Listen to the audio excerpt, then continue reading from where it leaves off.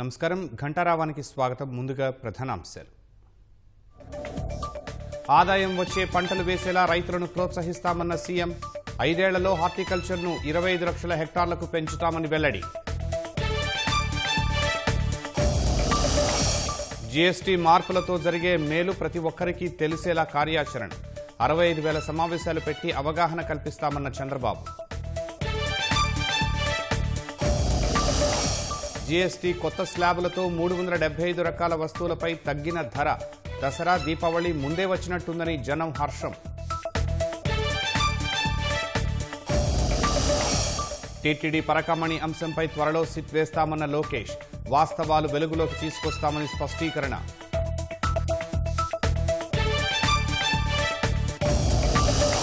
హైదరాబాద్లో దంచి కొట్టిన వర్షం. రోడ్లపై భారీగా చేరిన నీరు. రాకపోకలకు ఆటంకం.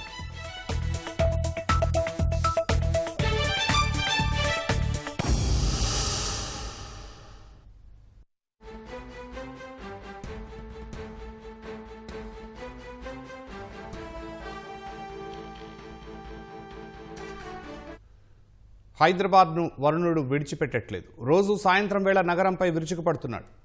ఎల్బీ నగర్, హయత్ నగర్, అబ్దుల్లాపూర్ మెట్లో భారీ వర్షం కురిసింది. జూబ్లీహిల్స్, బంజారాహిల్స్, ఫిల్మ్ నగర్, పంజాగుట్టలో కుండపోతగా కుమ్మరించింది.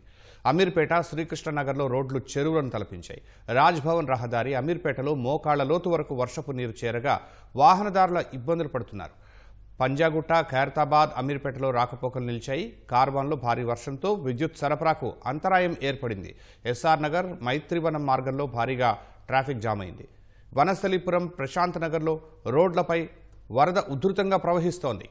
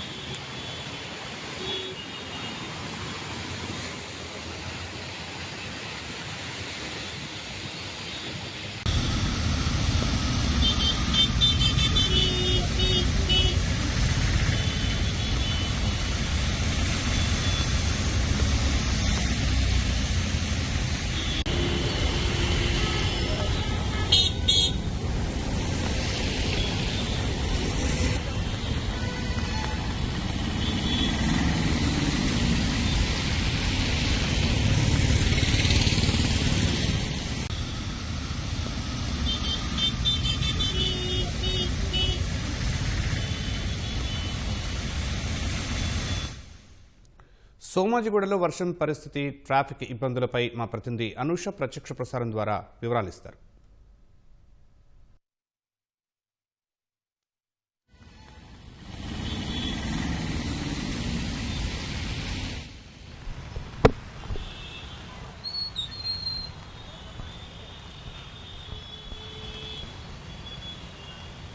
ఖైరతాబాద్లో వర్షం దంచి కొడుతుంది. ఇక్కడ మొత్తం గంట నుంచి గంటన్నర నుంచి కురుస్తున్న వర్షానికి గాను తీవ్రంగా ఇక్కడ ట్రాఫిక్ అంతరాయం ఏర్పడింది. ఇప్పుడు 4:30 నుంచి ప్రారంభమైన వర్షము ఎక్కడ విరామం లేకుండా అయితే కురుస్తూనే ఉంది. భారీ వర్షం లేకపోయినప్పటికీ కూడా కొంచెం వర్షమే అయినా తీవ్రంగా వరద అయితే వస్తుంది. ఎక్కువ అక్కడ బంజారా హిల్స్ నుంచి వస్తున్న ఎగువ నుంచి వస్తున్న వరద వల్ల ఇక్కడైతే సోమాజిగూడ సర్కిల్ ఏదైతే ఉందో అక్కడైతే తీవ్రంగా వరద నీరు ఒక్క దగ్గరికి చేరి మొత్తం ఒక చెరువును తలపించి తీవ్రంగా అయితే అంతరాయం ఏర్పడింది. ఏదైతే ఖైరతాబాద్ నుంచి పంజగుట్ట వెళ్లే వైపు వాహనాలు కానీ అలాగే బంజారా హిల్స్ జూబ్లీ హిల్స్ నుంచి వచ్చే వాహనాలు ఎర్రమంజిల్ వెళ్లే వైపు కానీ ఇక్కడ మొత్తము కనెక్టివ్ వే ఉండడంతో అయితే ఎక్కువగా ట్రాఫిక్ జామ్ అయిపోయి తీవ్రంగా ట్రాఫిక్ అంతరాయం అయితే ఏర్పడిందని చెప్పవచ్చు. ఇప్పటికీ కొంచెం చినుకులు అయితే పడుతూనే ఉన్నాయి. భారీగా వర్షం లేకపోయినప్పటికీ చిటపట చినుకులు అయితే రాలుతూనే ఉన్నాయి. ఆ వర్షానికి కూడా నీళ్ళైతే కొంచెం వర్షం పడ్డా కూడా నీళ్ళైతే భారీగా ఎగువ నుంచి వచ్చి ఇక్కడ మొత్తం జామ్ అయిన సిచ్యువేషన్ అయితే ఉంది.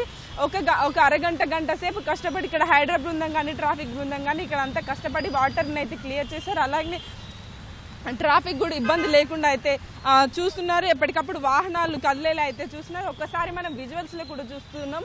ఇప్పుడు కనిపిస్తున్న మనకు కనిపిస్తున్న లైన్ ఏదైతే ఉందో అది ఖైరతాబాద్ నుంచి పంజగుట్ట వైపు వెళ్తున్న వాహనాల లైన్. అది మొత్తం ఖైరతాబాద్ సర్కిల్ నుంచి మొదలుకుంటే ఇక్కడ పంజగుట్ట వరకు కూడా ఇదే సిచ్యువేషన్ అయితే కొనసాగుతోంది. ట్రాఫిక్ అయితే తీవ్రంగా జామ్ అయిన సిచ్యువేషన్ అయితే మనకి కనిపిస్తుందని చెప్పవచ్చు. ఇక్కడ నార్మల్గానే ఇక్కడ ఖైరతాబాద్, సోమాజిగూడ అలాగే పంజగుట్ట ప్రాంతాలు ఏవైతే ఉన్నాయో తీవ్రంగా ట్రాఫిక్ జామ్ సమస్యను అయితే ఎదుర్కొంటున్నాయి. సో దీనికి తోడు వర్షం అవడంతో అయితే ఈ పరిస్థితి మరింత తీవ్రంగా కనిపిస్తుందని చెప్పవచ్చు. దాదాపు ఒక 2 గంటల నుంచి కూడా ఇదే సిచ్యువేషన్ కొనసాగుతుంది. వర్షం ఎప్పటి నుంచి అయితే స్టార్ట్ అయిందో అప్పటి నుంచి వర్షపు నీరు కిందకి జారి ఇక్కడ మొత్తము ఒక చెరువును తలపించిన పరిస్థితి ఉన్నది. సో అప్పుడు ఒక గంట సేపు అయితే వాహనాలను ఎక్కడికెక్కడ ఆపేశారు. వాటర్ క్లియర్ అయిన తర్వాత నెమ్మదిగా అయితే వాహనాలను పంపిస్తున్నారు. కొంచెం ట్రాఫిక్ని కూడా ఇటు డైవర్ట్ చేసిన బ్యారికేడ్స్ ఓపెన్ చేసి డైవర్ట్ చేసిన సిచ్యువేషన్ అయితే ఉంది. చిన్న వాహనాలు ఏవైతే 2 వీలర్స్ ఉన్నాయో వాటిని బ్యారికేడ్స్ ఓపెన్ చేసి అయితే డైవర్ట్ చేసిన సిచ్యువేషన్ అయితే ఉంది. ఓవరాల్గా నైట్ కావడంతో అయితే ఈ ట్రాఫిక్ తీవ్రంగా అయితే ఏర్పడింది. 1 కిలోమీటర్ వెళ్ళడానికి కూడా 10 నిమిషాలు 20 నిమిషాలు పడుతున్న సిచ్యువేషన్ అయితే మనకు కనిపిస్తుంది.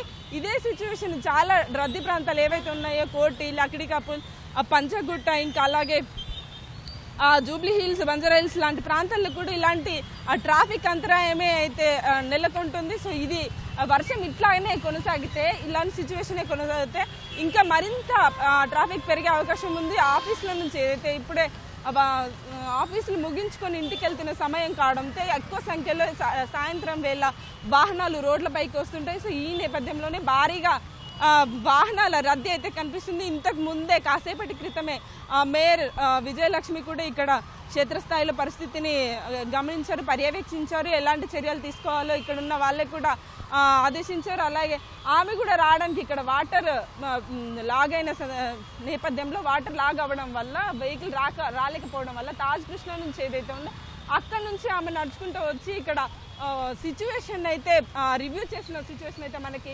కనిపిస్తుందని చెప్పొచ్చు. ఇప్పటికి కూడా ఇక్కడ తాజ్ కృష్ణ నుంచి ఏదైతే బంజారా హిల్స్ ప్రాంతం నుంచి వస్తున్న వాటర్ ఏదైతే ఉందో ఇప్పటికీ ఇంకా కొంత వాటర్ అలానే లాగే ఉన్నాయి.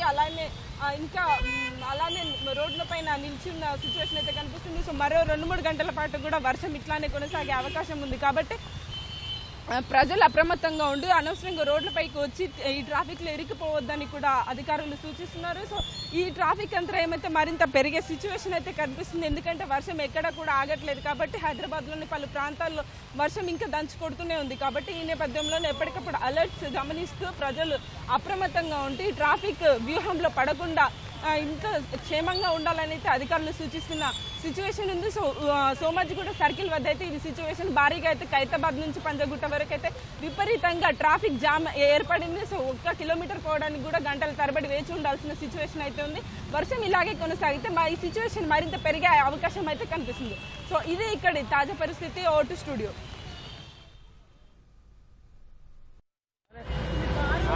బండి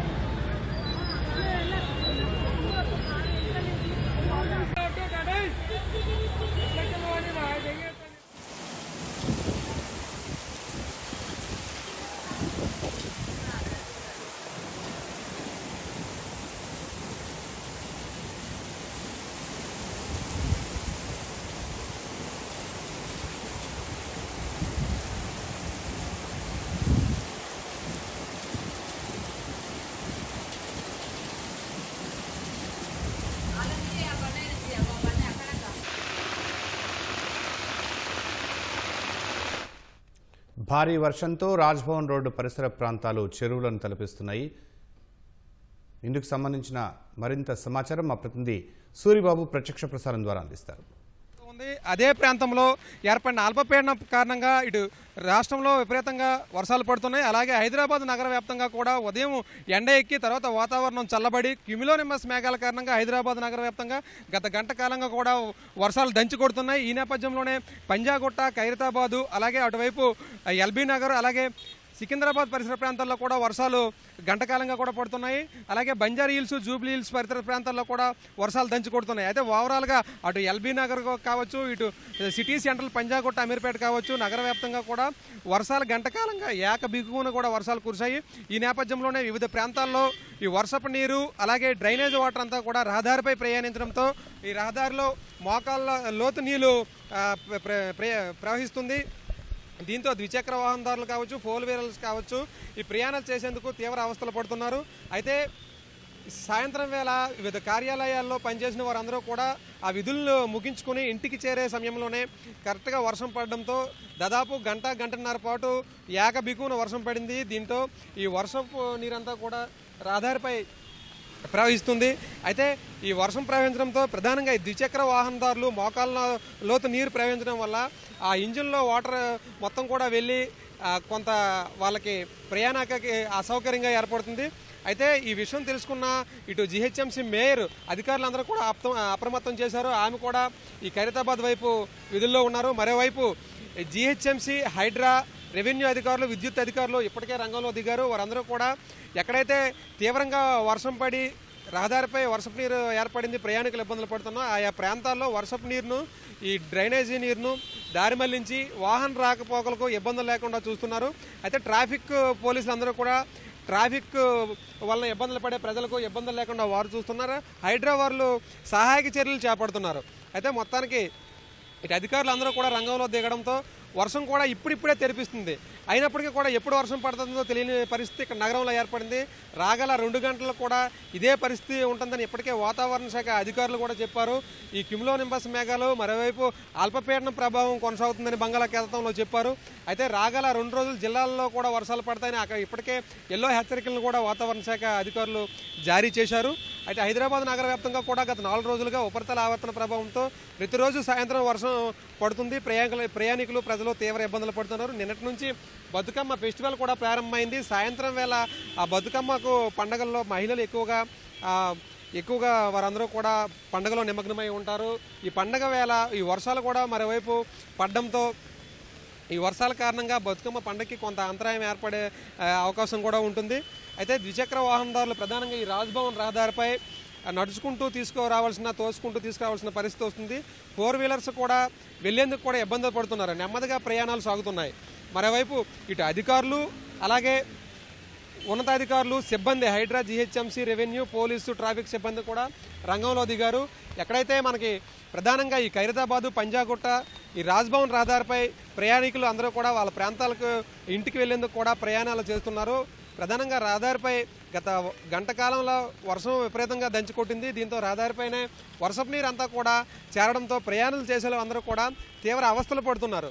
ఇటు ద్విచక్ర వాహనదారులు కావచ్చు, ఫోర్ వీలర్ కావచ్చు, సాధారణ ప్రజలందరూ కూడా వర్షపు నీరు మోకాళ్ళ లోతు నీరులో ప్రవహించడంతో వారందరూ కూడా ప్రయాణికులకు కొంత ఆటంకం ఏర్పడింది.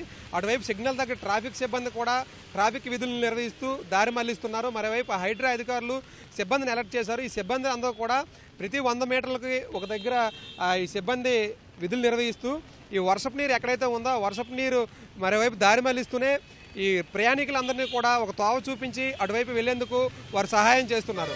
రాగల 2 గంటలు కూడా వర్షాలు పడే అవకాశం ఉండడంతో ప్రజలందరూ కూడా అప్రమత్తంగా ఉండి ప్రయాణాలను సుఖవంతం చేసుకోవాలని ఇప్పటికే అధికారులు అలాగే ముఖ్యమంత్రి రేవంత్ రెడ్డి కూడా సూచించారు.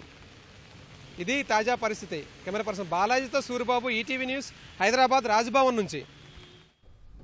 జీఎస్టీ సంస్కరణలు ఆర్థిక స్వావలంబనకు దోహదపడతాయని ముఖ్యమంత్రి చంద్రబాబు ధీమా వ్యక్తం చేశారు. వికసిత్ భారత్, స్వర్ణాంధ్ర 2047 లక్ష్యాల సాధనకు ఉపయోగపడతాయని తెలిపారు.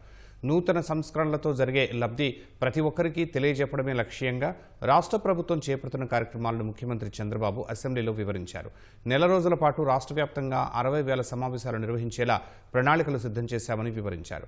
గతంలో ఎన్నడూ లేని విధంగా ప్రజలు దసరా, దీపావళి పండుగలు జరుపుకుంటారని ముఖ్యమంత్రి చంద్రబాబు చెప్పారు.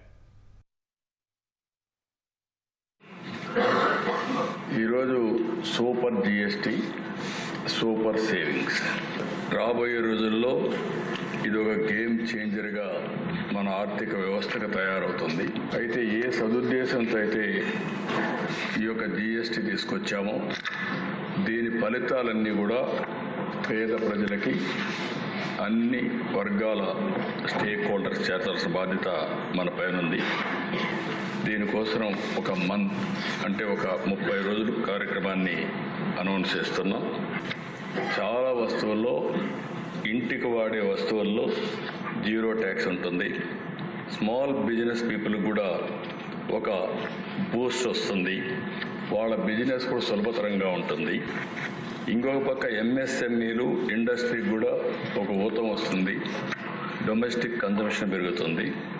దీనివల్ల స్టేట్కి కూడా డబుల్ ఇంజిన్ సర్కార్, డబుల్ ఇంజిన్ గ్రోత్, ఈ రెండు కూడా సాధ్యమయ్యేదానికి ఈ యొక్క జిఎస్టీ రిఫార్మ్స్ దోహదం చేస్తాయని చెప్పి కూడా నేను మీకు తెలియజేస్తున్నాను. దేశం ఇది రాబోయే రోజుల్లో మేక్ ఇన్ ఇండియా ఏదైతే మనం ఆలోచిస్తున్నామో దానికి దోహదం చేస్తుంది. ఫైనల్గా ఈ బ్రాండ్స్ అన్నీ కూడా ఇంటర్నేషనల్ బ్రాండ్స్గా తయారయ్యే పరిస్థితి వస్తుంది.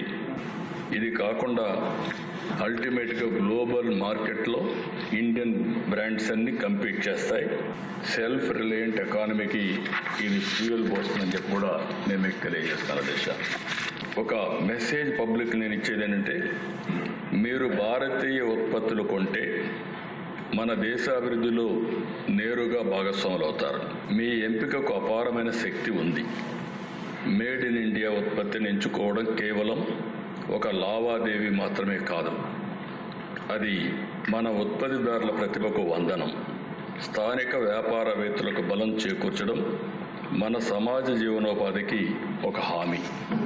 ఇది ప్రతి ఒక్కరు కూడా ఒక దేశభక్తితో దీన్ని ముందుకు తీసుకుపోగలిగితే ఇది దేశాన్ని బలోపేతం చేస్తుందని చెప్పి కూడా నేను మీకు తెలియజేస్తున్నా. 4 వారాలు, 4 కేటగిరీస్, అదే మరి only 1 goal, saving of people. ఇది సెలబ్రేషన్. దసరా నుంచి దీపావళి వరకు చేస్తున్నాం. అల్టిమేట్గా 65,000 మీటింగ్లు రాష్ట్రం మొత్తంలో కండక్ట్ చేస్తాం. దీనివల్ల ప్రతి ఒక్కరికి లాభం వస్తుంది. 2047 వికసిత్ భారత్కి దోహదం చేస్తుంది. అదే సమయంలో స్వర్ణాంధ్రప్రదేశ్ దిశగా మనం ముందుకు పోయే అవకాశం వస్తుంది. Event October 19. ఇక్కడ మీరు చూస్తే 26 జిల్లాలు దీపావళి సెలబ్రేషన్ చేస్తాం. అల్టిమేట్గా ఈ ప్రభుత్వం యొక్క ఆలోచన ఒకటే దిశ. ఇది ఒక వినూత్నమైన కార్యక్రమం. ఈరోజు తీసుకొచ్చిన రిఫార్మ్ భవిష్యత్ తరాలని మార్చే రిఫార్మ్. ఇవన్నీ కానీ దీంతో సమానంగా కొన్ని రిఫార్మ్స్ మనం తెచ్చుకోగలిగితే 2047కి భారతదేశం నెంబర్ 1 దేశంగా తయారవుతుంది. అతిపెద్ద ఆర్థిక వ్యవస్థగా తయారవుతుంది. దాంట్లో అనుమానం లేదు. దానికి ఆంధ్రప్రదేశ్ రాష్ట్రం, తెలుగు జాతి స్వర్ణాంధ్ర దిశగా పోవడానికి నెంబర్ 1 రాష్ట్రంగా ఆంధ్రప్రదేశ్ దేశంలో ఉండడానికి మనం దోహదం చేయాల్సిన అవసరం ఉంది. ప్రతి ఒక్క ఇంటికి నేను ఒకటే కోరాను, 1 ఫ్యామిలీ 1 ఆంటర్‌ప్రెన్యూర్. ఇది సాధ్యం. అది నిరూపించడానికి ఈ సూపర్ జిఎస్టీ పనిచేస్తుంది. కేంద్రం ప్రకటించిన కొత్త జీఎస్టీ రేట్లు అమల్లోకి వచ్చాయి. రోజువారీ వస్తువుల నుంచి ఎలక్ట్రానిక్స్, ఔషధాలు, వాహనాల ధరలు దిగివచ్చాయి. ఇప్పటికే చాలా సంస్థలు కొత్త ధరలను ప్రకటించాయి. దీంతో వినియోగదారులకు పండుగ సీజన్ ఆఫర్లతో పాటు జీఎస్టీ తగ్గింపు ప్రయోజనం కలిసి రానుంది. వస్తు సేవల పన్ను జీఎస్టీ కొత్త రేట్లు ఇవాల్టి నుంచి అమల్లోకొచ్చాయి. దాదాపు 375 వస్తువులపై ధరలు తగ్గాయి. ఈ నెల మొదటి వారంలో జరిగిన జీఎస్టీ పాలక మండలి 56వ సమావేశం ఈ మేరకు కేంద్రం కీలక నిర్ణయం తీసుకుంది. గతంలో 4 స్లాబులు ఉండగా 12, 28% స్లాబులను రద్దు చేసి కేవలం 5, 18% స్లాబ్లను మాత్రమే కొనసాగించనున్నట్లు ప్రకటించింది. ఖరీదైన కార్లు, పొగాకు ఉత్పత్తులపై ప్రత్యేకంగా 40% స్లాబ్ను అమలు చేయాలని జీఎస్టీ మండలి నిర్ణయం తీసుకుంది. వంటగది అవసరాల ఉత్పత్తుల నుంచి ఎలక్ట్రానిక్స్, ఔషధాలు, వాహనాల ధరలు తగ్గాయి. నెయ్యి, paneer, namkeen, ketchup, jam, dry fruits, coffee, ice cream వంటి వాటితో పాటు టీవీ, ఏసీ, వాషింగ్ మిషన్ వంటి వస్తువుల ధరలు దిగొచ్చాయి. జీఎస్టీ సంస్కరణల దృష్ట్యా ఇప్పటికే fast moving consumer goods FMCG రేట్లను తగ్గిస్తున్నట్లు ఇప్పటికే ఆయా సంస్థలు ప్రకటించాయి. చాలా ఔషధాలు, గ్లూకోమీటర్లు, డయాగ్నోస్టిక్ కిట్లపై జీఎస్టీ 5% తగ్గించడంతో సామాన్యులకు ధరలు అందుబాటులోకి వచ్చాయి. జీఎస్టీ రేట్ల తగ్గింపు వల్ల ఆటోమొబైల్స్ కొనుగోలుదారులకు ఎక్కువ లబ్ధి చేకూరనుంది. చిన్న కార్లపై 18%, పెద్ద కార్లపై 28% జీఎస్టీతో ఇప్పటికే కార్ల ధరలు తగ్గిస్తున్నట్లు ఆయా సంస్థలు ప్రకటించాయి. హెల్త్ క్లబ్లు, సెలూన్లు, ఫిట్నెస్ సెంటర్లు, యోగా సేవలపై జీఎస్టీని 18 నుంచి 5% తగ్గించారు. అలాగే రోజువారీ తలనూనెలు, సబ్బులు, షాంపూలు, టూత్ బ్రష్, టూత్ పేస్ట్ వంటి వస్తువులపై జీఎస్టీని 5% తగ్గించడంతో అవి చవకగా మారాయి. సిమెంటుపై జీఎస్టీని 28 నుంచి 18% తగ్గించడంతో గృహ నిర్మాణ వ్యయం తగ్గనుంది. అంతేకాకుండా కొన్ని ప్రాణాధార ఔషధాలు, వైద్య పరికరాలు చౌకగా మారాయి. దీనివల్ల ఆరోగ్య సంరక్షణ మెరుగుపడుతుందని నిపుణులు చెప్పారు. గతంలో ఔషధాలపై జీఎస్టీని 12% నుంచి 5% తగ్గించారు. క్యాన్సర్, జన్యుపరమైన, అరుదైన హృదయ సంబంధ రోగాల నుంచి కాపాడే 36 కీలక ప్రాణాధార ఔషధాల్ని జీఎస్టీ నుంచి మినహాయించారు.